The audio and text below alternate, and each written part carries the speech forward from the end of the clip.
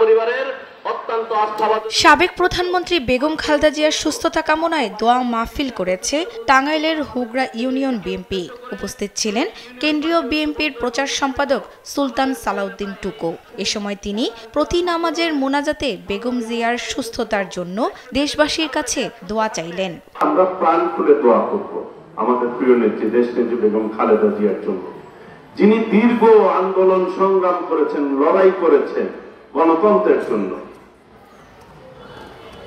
এই দেশের প্রত্যেকটি গণতান্ত্রিক আন্দোলনে যিনি নেতৃত্ব দিয়েছেন, তিনি অন্যায়ের কাছে কখনোই আপোষ করেন না। দোয়া মাহফিল করেছে মুন্সিগঞ্জ জেলা বিএনপিও। উপস্থিত ছিলেন বিএনপির কেন্দ্রীয় নির্বাহী কমিটির স্বেচ্ছাসেবক বিষয়ক সম্পাদক মীর শরফত আলী সফু। শ্রীনগর উপজেলা বিএনপির কার্যালয়ে আয়োজিত দোয়া মাহফিল শেষে তিনি বেগম জিয়ার সুস্থতা কামনা করে বলেন, তার সুস্থতাই বাংলাদেশের জনগণকে আবারও প্রাতিষ্ঠানিক রূপ দিতে সহায়তা করবে। আল্লাহ ছেলে দোয়া শুনবেন এবং আমাদের মাঝে অবশ্যই উনি ফিরে আসবেন। বাংলাদেশের গণতন্ত্র আবারও প্রাতিষ্ঠানিক রূপ পাবে।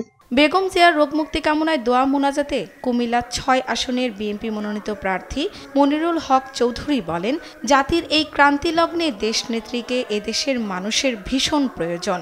বিকালে কালীবাজার ইউনিয়ন বিএনপির কর্মীরা এ দোয়ার আয়োজন করে।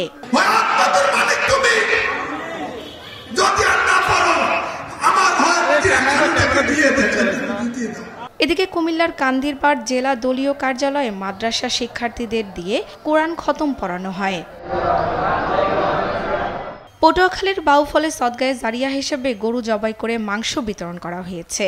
বুধবার দুপুরে বাউফল উপজেলার পৌর শহরে স্থানীয় হাফেজি মাদ্রাসা, এতিমখানা ও প্রায় ২ শতাধিক দুস্থ মানুষের মাঝে এই মাংস বিতরণ করা হয়। এ সময় উপজেলা বিএনপি ও সংগঠনের নেতাকর্মীরা উপস্থিত ছিলেন। বেগম জিয়ার সুস্থতার জন্য দোয়া চেয়ে মিলাদ মাহফিল করেছে দিনাজপুর জেলা বিএনপির নেতাকর্মীরা। বুধবার দুপুর ২টায় দিনাজপুর ইনস্টিটিউট মাঠে এ আয়োজন করা হয়।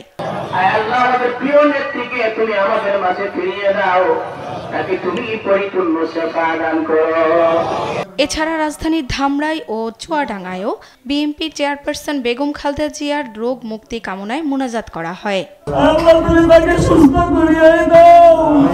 শর্মিলা কেয়া, নিউজ ডেস্ক, দেশ টিভি।